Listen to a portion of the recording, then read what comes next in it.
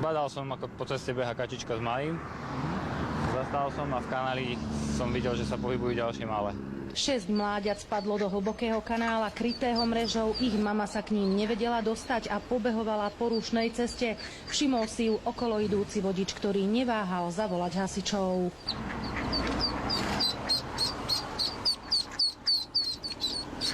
Za mamičkou.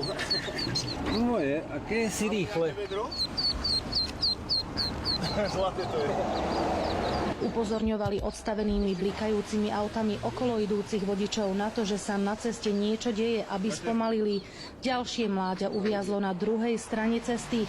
Hasiči liezli do kanála popri autách, ktoré cestou prechádzali. V premávke si tak museli dávať pozor aj sami na seba.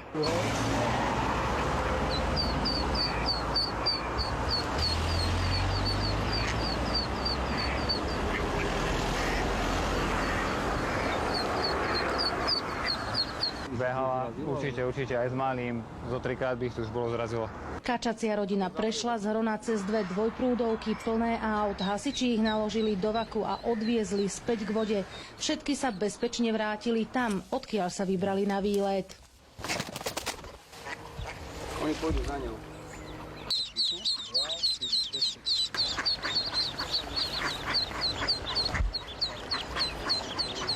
Z Banskej Bystrice Katarína Kováčiková, televízia JOJ.